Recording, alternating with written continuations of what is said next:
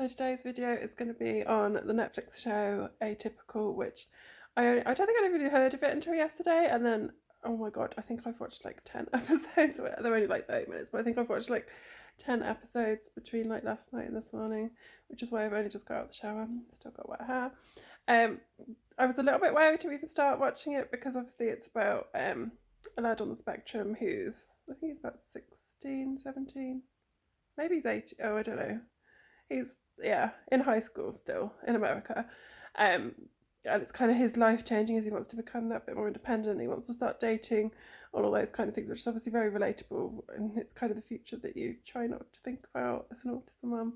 But it's there in the back of your head that you kind of know these things are going to happen one day, or you hope they're going to happen one day. Is obviously the scarier angle to look at it, because obviously when Jade was younger, I didn't know whether he'd talk, I didn't know if he'd go to mainstream school, all those kind of things.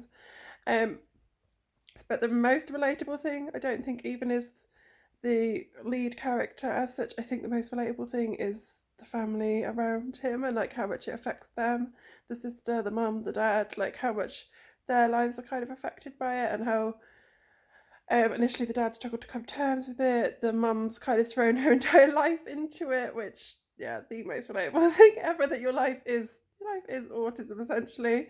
You don't have much of a life outside of that. The poor sister obviously has affected every area of her life.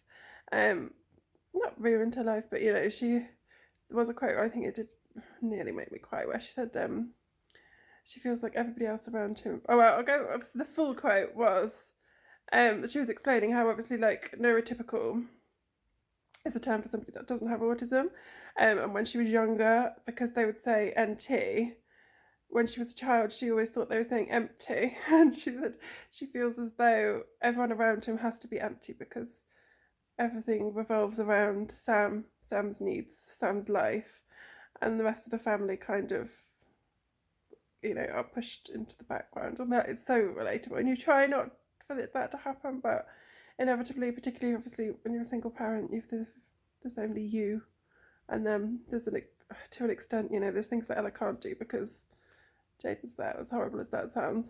But yeah, obviously it's way off in the future. It's not things that I try to think about too much because you kind of want to keep in control. And obviously that's one of the things the mum in the TV show struggles with to start with, is that kind of, she wants to be in control of every area of the children's lives because then she can protect them, which is a natural, you know, you don't want them to go out there and, you know, any child falling in love, it can hit them hard if it goes wrong.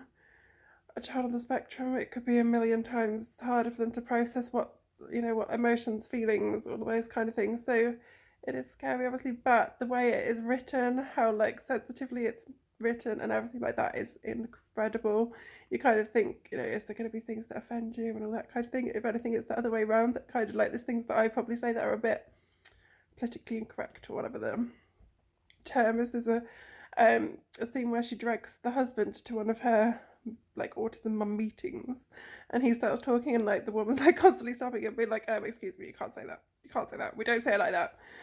Two of the biggest things, the first one was he said my autistic kid, and she's like, no, we say my child with autism, it's the child before the diagnosis, which obviously it makes sense, but you don't always like think about that in day-to-day life. It is just, yeah, autism first.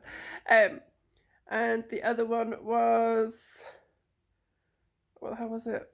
Oh, he said, I feel like he's been getting better recently. And she's like, no, let me stop you there. There is no getting better. This is autism. It's a neurological disorder. It's not a disease. It can't be fixed. And he's like, no, I just mean at the moment he's coping. We're coping. You know, you have times when everything's on an even keel. You have times when things are like that. So what he meant was, I feel like at the moment, you know, he's not screaming so much, he's not punched himself in the head, you know, it's on an even keel. So it's funny, and I think like to somebody that doesn't have any experience of autism, you could get so much from that show as well. It's not just, obviously, I mean, it's trending, I think like trending like number 6 on Netflix or something, so it is like a huge show, and that's amazing that it is kind of out there, because I think until now you kind of have that Sheldon Cooper, and I think they never kind of put a label on Sheldon, because obviously then they would have to be so much more careful on how they addressed everybody. But to anybody really, it was probably clear that Sheldon had Asperger's, but they wouldn't ever use that word, because then you'd have people attacking them that things weren't done in quite the right way and all those kind of things. Whereas this show, they must have had the best research. They must have like an amazing team behind it, because it's just perfect. And I think there's already 3 seasons on Netflix, and I could watch them like 100 times. Like, I never ever really get into a show lately. I kind of sit on my phone all the time and don't ever watch what I'm actually watching. But this, you want to put your phone down, you want to get into it. It is amazing. I don't want to like obviously say too much of it in case you haven't already watched it, but yeah, the way the mum's kind of going off the rails, the dad's doing the opposite. The dad's kind of stepping up more and like helping the kids out more, and the mum's just like about to go off the rails, and it's just amazing. Because yeah, you kind of, yeah, you have to at some point, because we're not go off the rails, but you hold everything together for so long, and like that's been her entire life since he was a baby, and he doesn't need her to the extent, obviously he's always going to need her, but he doesn't need her to the extent that he did before. So she's kind of like going out a bit more, and yeah, we'll leave it at that. But she's living her life maybe a little bit too much, but yeah. So if you have watched it, you obviously know what I mean by that. But it's one of those shows where you want to talk to everybody about it, but I don't really know many people that have watched it. I'm like, please, everyone watch it so I can like talk about it then.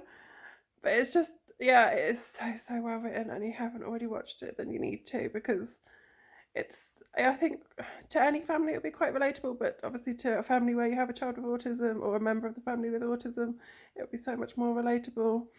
But it's just all round the best show I have watched in so long. I think like the last thing I probably got this into would have been like Dr. Foster, and that was like God knows how long the last series of Dr. Foster was. But it's amazing, yeah, and you just need to go and watch it, and watch like every single episode, because it's great, and then we're gonna have people to talk to about it.